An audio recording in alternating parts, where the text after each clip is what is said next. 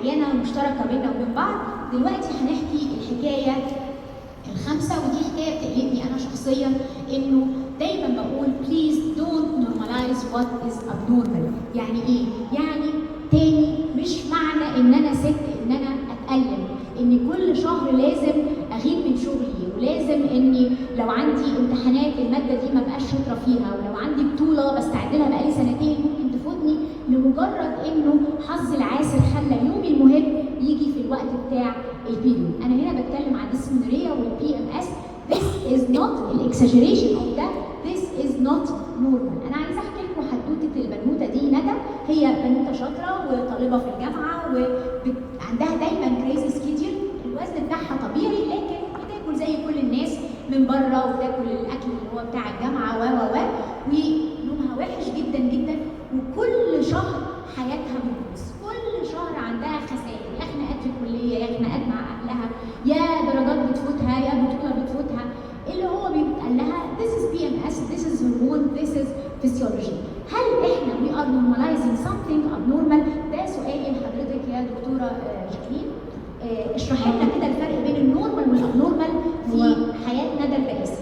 الحقيقة فعلا زي ما دكتور دعاء قالت كده، احنا دايما بنورمالايز الموضوع، وانتي ست او بنت فعادي، ده عادي، ده اللي بيحصل لكل البنات. في حاجة عندنا اسمها البي ام اس اللي احنا كلنا عارفينه، في البريمنسترال ديسفوريك ديس اوردر. احنا الاثنين دول اللي نسمع عنهم، ممكن يكون في حد سمع عن حاجة اسمها بي ام اي او البريمنسترال اكساسربيشن. ايه الفرق بين الثلاثة؟ ان البريمنسترال سيمبتومز او سندروم ده بيحصل زي ما احنا البنات كلها بتتوجع في ال5 ايام وتقريف وتغضب وخلقها يبقى في مناخيرها وخلاص، وممكن ما تذاكرش كويس، تبقى علاقاتها مش واو، ولكن ما بيعملهاش اي امبيرمنت انها تكمل، هي مكمله حياتها والعادي بتاع كل البنات. ولكن نيجي للبي ام اي، ده بيبقى عندنا البيز لاين بتاع البنت دي، وده اللي كتر قوي قوي دلوقتي، عندها في منتال إلنس، في سايكولوجيكال ايشو. عندها 50% من البنات دول اللي هم عندهم السايكولوجيكال ايشو ده وبياخدوا ميديكيشن ليه، 50% منهم بيحصل لهم اكساجريشن للسيمبتومز دي في الويديال فيز، وهي موجوده في الفوليكولر فيز، ولكن بيحصل انتكاسه للمرض الاساسي في الويديال فيز، واللي احنا مش فاهمينه. يحصل لهم انتكاسه لدرجه ان الدكتور السايكاتري يقول لها احنا ممكن نغير الدواء، وهو مش فاهم ان هي بسبب جاست البيريود. البي ام دي نسبه برضو مش بسيطه، 8 بتوصل ل 8%، والسيمبتوم تبقى اكساجريتد في اليوتيال فيس، وبيحصل لها امبيرمنت لكل الاكتيفيتيز والسوشيال لايف بتاعتها. زي ما دكتور دعاء قالت، ممكن تكنسل بطوله، ممكن ما تروحش امتحانات، واحنا جالنا عينه فعلا ما راحتش الامتحانات ترم بسبب القصه دي. فده لازم نفرق ونعرف ان هو اساسه هرموني، وفي حل ليه، اكيد في حل.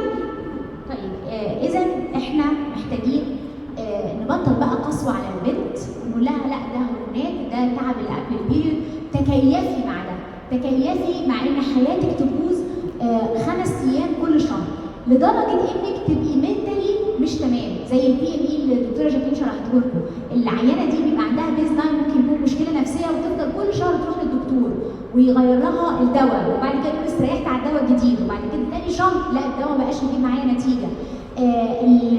البنت اللي قالت لنا عليها الدكتوره جاكلين جات لنا العياده، ومامتها قررت انها قبل الامتحانات تدي بنتها اورال كونتراسيبتيف بيلز علشان ما تروحش عليها مواد ثانيه. اعتقد دي مسؤوليه مجتمعيه علينا احنا ان احنا نسمع لهذه المعاناه. اكيد البي ام اس والبي ام دي ده محتاج الانتجريتد ابروتش، نسمعها ونسمع صوت جسمها ونشوف هي ناقصها ايه عشان بيحصل لها كده. الكونفنشنال ابروتش دايما هيبقى المسكنات والانتي انكزايتي والانتي ديبريسنت. ليه بنت عندها امبالانس انفلاميشن او اوتو اميونيتي او محتاجه تعمل اليمينيشن دايت او ناقصها نيوترينز، تاخد وهي صغيره كده خد الدبريشن، ومن وهي بتتفتح للدنيا كده اديها لوسترال ولا اديها سيبراليكس علشان انا مش قادر افهم معاناتها.